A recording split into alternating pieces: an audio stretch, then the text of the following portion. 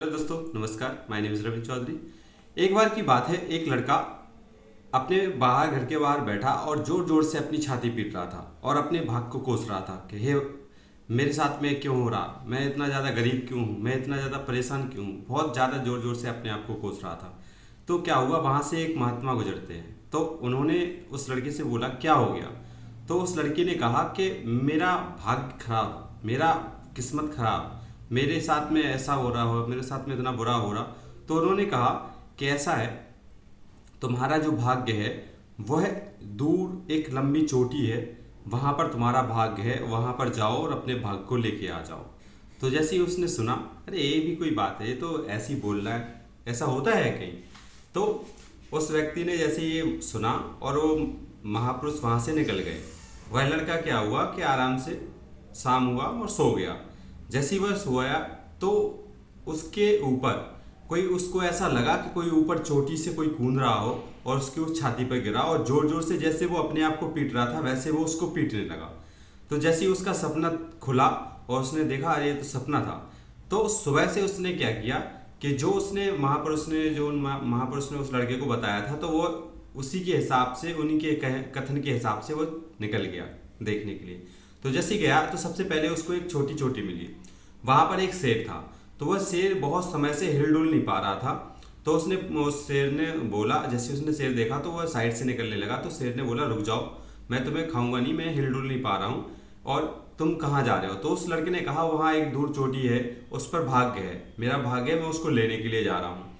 तो उसने, शेर ने कहा तो चलो ठीक है, तुम वहाँ जा रहे हो तो उस भाग्य से मेरा एक सवाल पूछना। बोला ठीक है। तो उन्होंने कहा मेरा ये हालत ऐसी है, इस तरीके, इसके लिए एक सवाल पूछ लेना। बोले ठीक है।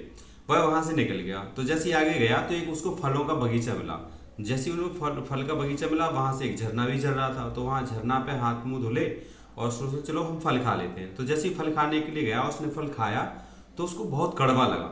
जैसे ही कड़वा लगा तो उसने फल फेंक दिया और बुरा मुंह बनाने लगा। तो जैसे ही वो मुंह बना रहा था तो वहाँ पे जो फलों का बगीचा था उसका जो मालिक था वो आ गया और उसने कहा कि अरे भाई, यहाँ के फल तो, ये पूरे सारे बगीचे के फल बहुत कड़वे हैं और मैं उससे बहुत परेशान हूँ, तुम कहाँ जा रहे हो। तो उसने कहा मैं इधर एक चोटी है, वहाँ पर मेरा भाग्य है, मैं उस भाग को लेने के लिए जा रहा हूँ। तो उसने कहा चलो ठीक है, आप ऐसा करो, मेरा एक क्वेश्चन है, पूछ के आ जाना। बोले क्या, मेरे इस बगीचे के फल जो हैं वो कड़वे क्यों हैं। बोले ठीक है, जा रहे हैं, अपना काम करने के लिए आ रहे हैं, आपका भी कर देंगे। तो ऐसी जैसी वो उस चोटी के पास पहुंचने वाला था, उसके पहले उसको एक महल मिला।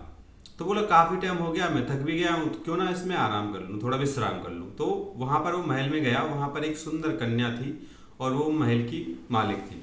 तो वहाँ पहुँच के इसने थोड़ा आराम किया और उस कन्या ने पूछा कि आप कहाँ जा रहे हो। तो उन्होंने कहा मैं चोटी पर मेरा भाग्य है, मैं उसको लेने के लिए जा रहा हूँ।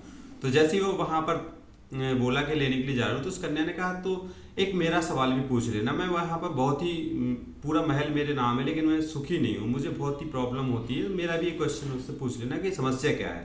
बोला ठीक है। तो जैसे ही वो उस चोटी पर पहुंचा तो वहाँ चोटी पर उसने देखा तो हैरत की बात ये रही कि वहाँ पर रियल में एक व्यक्ति थे, एक महापुरुष थे। तो वहाँ पे गए, उसका प्रणाम किया, बोला हे महापुरुष, आप मेरे भाग्य हो और आप मेरे साथ में चलो। तो उन्होंने कहा ठीक है, ऐसा करते हैं, तुम आगे आगे चलो, मैं पीछे से आ रहा हूँ। तो बोले आ जाना ध्यान से। बोले हाँ ठीक है, आ। ओके। वो बंदा वापस आया। जैसे ही वापस आया तो रानी के पास गया, वो कन्या के पास गया, वहाँ पे उसको उसके सवाल का जवाब दिया। वापस आया, फलों के बगीचा, उसको जवाब दे दिया। लास्ट में आगे शेर के पास आ गया। शेर ने पूछा कि क्या तुमको भाग मिला। तो उन्होंने कहा हाँ मुझे भाग मिला। तो बोले भाग्य मिला तो मेरे क्वेश्चन का जवाब लाए हो। बोले हाँ आपके क्वेश्चन का जवाब भी लाए हैं और बीच में दो लोग और मिले थे, उनका भी क्वेश्चन था, उनका भी जवाब लेके उनको दे के आए। अच्छा, बोले ठीक है। बोले क्या भाग्य था। तो बोले सबसे जो हमें बाद में मिली थी वो एक कन्या थी, उसका क्वेश्चन ये था कि मुझे जो सबसे सुंदर और मेरे मन को एक कोई व्यक्ति भा जाएगा तो मैं उससे शादी कर लूंगी, मैं सुखी हो जाऊंगी। तो बोले फिर उसने क्या किया। तो बोले उसने, मैंने उसको आंसर जैसे ही दिया तो उसने कहा कि आप मुझसे शादी कर लो। तो बोले फिर तुमने करी। बोले नहीं मैंने नहीं करी, मेरा भाग्य मेरे पीछे आ रहा है, मैंने शादी नहीं करी और मैं आ गया। बोले अच्छा, दूसरी बात क्या है। बोले दूसरी बात ये है कि सामने जो बागान का जो मालिक था उससे बोला, तो उन्होंने कहा कि तुम्हारे वहां पर जो झरना है, उस झरने के नीचे सोने, बहुत ज्यादा सोना है, तो वो सोना तुम निकाल लो तो जिससे कि वो झरने का पानी तुम्हारे बगीचे में जाएगा तो वो फल तुम्हारे कड़वे नहीं रहेंगे। या फिर दूसरे कहीं झरना से पानी भर के लाओ और तुम अपने इसमें डाल लो तो वो तुम्हारे मीठे हो जाएंगे। बोले फिर तुमने क्या किया? तो बोले उसने इनाम के लिए बोला था कि मैं इनाम दूंगी। तो बोले उसने कहा कि ऐसा करो, थोड़ा टाइम रुक जाओ, मैं सोना निकाल रहा हूँ तो फिर सोना ले लेना। तो बोले मैंने मना कर दिया, मेरा भाग मेरे पीछे आ रहा है, मुझे कोई ज़रूरत नहीं है इस चीज़ की, और मैं वहाँ से आ गया। बोले अच्छा। बोले मेरे इसका क्या है? तो बोले हाँ आपके इसकी भी दवाई दी। तो बोले मेरे इसकी दवाई दी? बोले ठीक है। उसने दवाई बता दी। बोले फिर आप इनाम क्या दोगे? तो शेर ने भी बोला था मैं आपको इनाम दूंगा। तो बोले मैं ये इनाम दूंगा कि जो मेरे से इसकी दवाई जो है वो ये है कि जो सबसे दवाई ये है, जो सबसे मूर्ख व्यक्ति मिले उसका सर खा लेना तो तुम्हारा जो इलाज, तुम्हारा जो शरीर है चल नहीं पा रहा वो चलने लगेगा। बोले अच्छा ऐसा है? बोले ठीक है। शेर ने आओ देखा ना था और एक पंजा मारा और सामने वाले व्यक्ति का सर खा लिया। और जैसे ही सर खाने लगा तो उसने कहा बेटा सबसे ज्यादा मूर्ख व्यक्ति तो तुम ही हो, इससे बड़ा मूर्ख मुझे दुनिया में कहाँ मिलेगा, इसलिए हम इसको खा ले रहे हैं और सही हो जाएंगे। तो इस कहानी का उद्देश्य क्या था? वह इंसान क्या क्या उस लड़की को, राजकुमारी को छोड़ाया, उस सोने को छोड़ाया, क्यों? उसने कहा मेरा भाग्य मेरे पीछे आ रहा। किसी का भाग्य किसी के पीछे नहीं आता है, किसी का भाग्य के भरोसे आप बैठे रहोगे तो भाग्य भी तो कहता है मैं तो आपके भरोसे बैठा हूं, आप भाग्य के भरोसे क्यों बैठे हो?